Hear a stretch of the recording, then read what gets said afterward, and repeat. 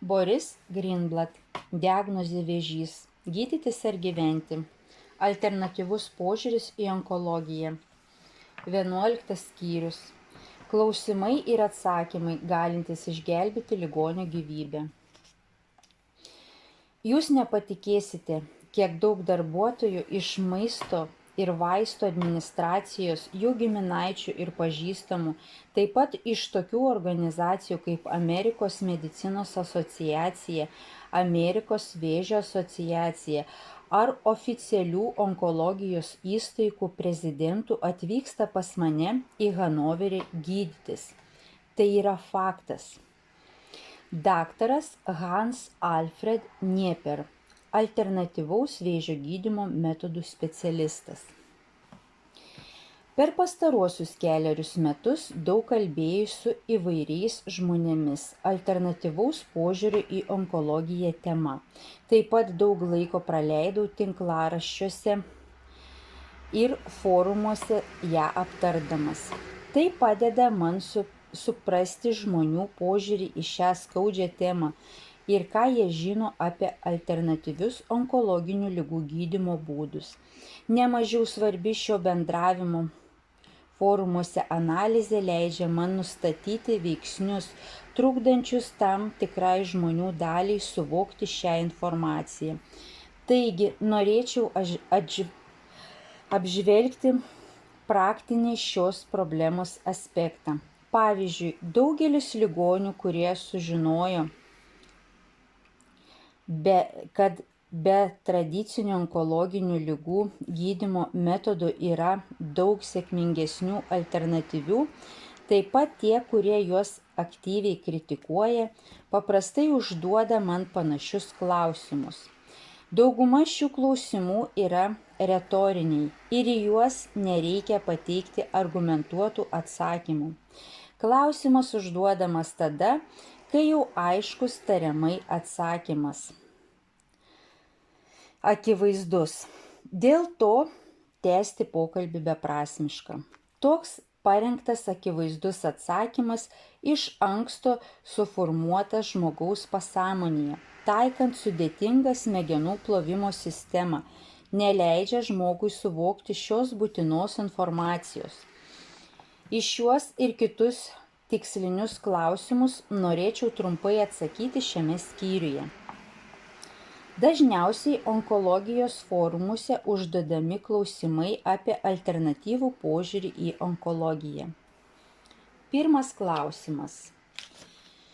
Kodėl oficialioji medicina nenaudoja šių metodų? Jei iš tikrųjų egzistuotų vėžio išgydymo būdai, tai medicina jau senai būtų juos naudojusi. Atsakymas. Toks klausimas rodo klausiančiojo įsitikinimą, kad medicinos tikslas yra rūpinti žmonių sveikata ir visam laikui išnaikinti ligas. Tokį požiūrį mums primeta PVS.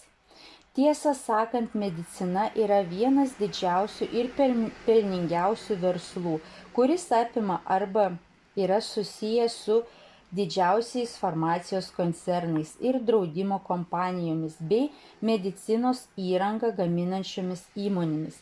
Taip pat turi didžiulę įvairių lygių ir specialybių darbuotojų armiją. Medicina taip pat yra gyventojų valdymo ir kontrolės priemonė. Kuo daugiau žmonių susirūpinę savo ligomis, tuo mažiau jie galvoja apie socialinių problemų sprendimą. Kuo daugiau žmonių miršta nuo ligų, nesulaukia senatvės, tuo mažiau valstybė patirs išlaidų pensijoms ir nemokamam pensininkų gydymui. Kaip baisiai tai beskambėtų, tačiau medicinos PVS veiklos, kurią teisinėmis priemonėmis palaiko daugelis vakarų vyriausybių, stebėjimas pastaruosius 50-60 metų leidžia daryti tokią išvadą. Dabar pabandykime įsivaizduoti, kaip sveiki, ilgai gyvenantys gyventojai paveiks medicinos PVS viešpatavimą, kuris buvo kūriamas dešimtmečius. Kartu su didžiulėmis sąnaudomis ir tikėtinu verslo žlugimu bus prarasta gyventojų kontrolė. Žmonės turės daug laisvo laiko ir jie pradės giliau domėtis esamą situaciją. Taip pat galės pamatyti ir suprasti, kad gyvena jiems dirbtinai sukurtame pasaulyje, kuriame sunku realizuoti savo galimybės. Iš to galima daryti išvadą, kad realūs medicininiai atradimai susiję su sunkių ligų išgydymu nenaudingi medicinos PVS nei ekonominių, nei politinių požiūrių. Ši pramonės šaka taip pat stipriai yra diskredituota, kad vargu ar galima jai priskirti kokius nors humaniškus tikslus.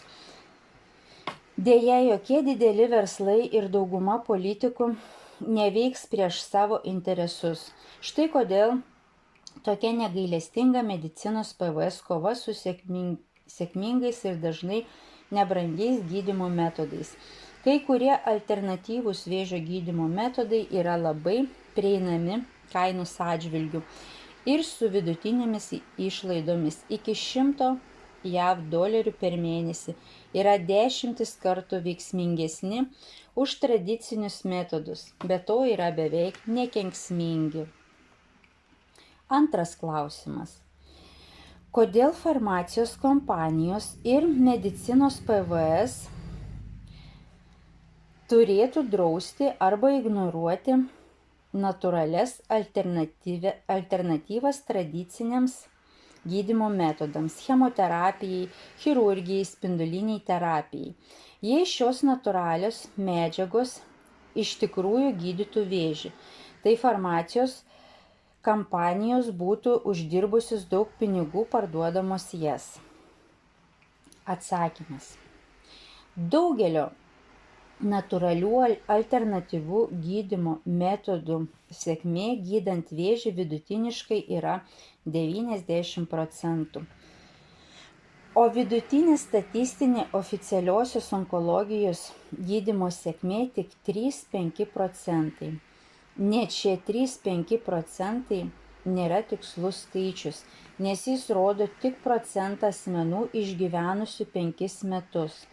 Labai dažnai kancerogeniška chemoterapija sukelia antrinės vėžio rūšis praėjus 5–15 metų po gydymo. Nepaisant to, oficialioji medicina jūs gydys tuo, kas užtikrina tik 3% sėkmės, o didžioji farma gamins vaistus šiam gydymui.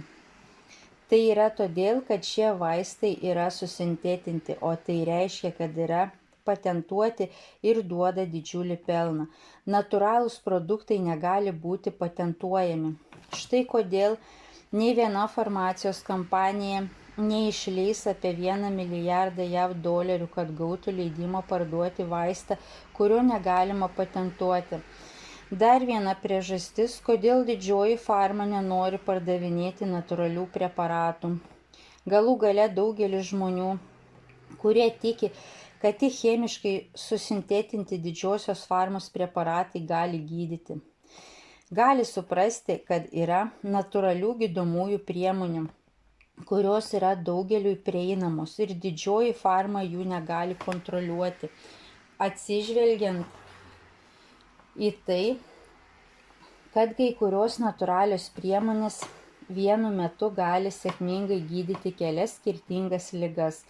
Pavyzdžiui, ciberžolė pasižymi stipriausių uždegimą slopinančių ir vėžinį procesą stabdančių poveikių. Yra antioksidantas ir antiseptikas. Todėl naudojama gydant daugiau nei 100 skirtingų ligų. Sintetinių vaistų, kurie dažniausiai skirti tik ligonio būklei palaikyti, gydant ligos simptomus, būtų suvartojama gerokai mažiau. Tai sukeltų dominų efektą. Ne tik didžioji farma patirtų milžinišką žalą, bet ir daugelis klinikų, diagnostikos centrų ir kitos medicinos įstaigos prarastų pacientus, nes žmonės pradėtų sėkmingai gydytis ligas prieinamomis natūraliomis priemonėmis. Trečias klausimas. Kaip žolelės ir dieta gali padėti gydyti vėžį, jeigu net chemoterapija nepadeda? Atsakymas. Per pastaruosius 100 metų medicina vis labiau ir labiau tolsta nuo principų, kad jei organizmas iš aplinkos gauna viską, ko jam reikia, jis nesirgs lėtinėmis ligomis, taip pat ir vėžiu. Ir greitai bei lengvai susidoros su ūmiomis ligomis. Tačiau ši mintis yra dar aktualesnė šiandien, kai mes visi patiriame maistinių medžiagų trūkumą, nes dirvožemis yra labai prastas, o pramoninis maisto gamybos procesas pašalina iš mūsų maisto ir taip nedidelį pagrindinių maistinių medžiagų kiekį. Ko reikia mūsų organizmo? Tiksliau jo anatominio ir funkcinio vieneto ląstelės normaliai veiklai.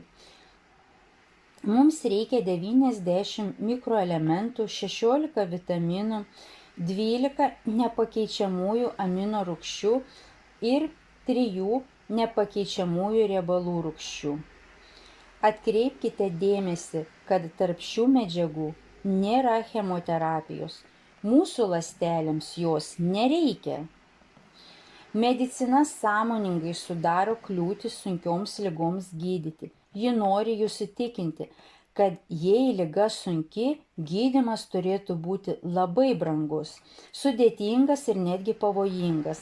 Ar tai jums neprimena nesąžiningo automobilio mechaniko, kuris tikrindamas jūsų automobilį ir supratęs, kad jūs nieko apie jo remontą neišmanote, išrašys jums didžiulę sąskaitą.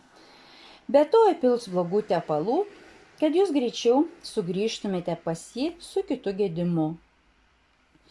Yra daug pavyzdžių, kai ligos sunkumas ir didelis mirtingumas nuo jos visiškai nekoreliuoja su sudėtingu ir toksišku gydymu. Pavyzdžiui, milžiniškas skaičius mirčių nuo skorbuto, nuo kurio 100 000 žmonių mirė agonijoje praėjusiais šimtmečiais. Gydymas pasirodė labai paprastas. Citrina ir laimas, tai yra vitaminas C. Kai tik jūreiviai į kelionę pradėjo imti dėžes citrusinių vaisių, mirties atveju nuo skorbuto, kuris anksčiau išguldydavo iki pusės laivo įgulos, visiškai neliko.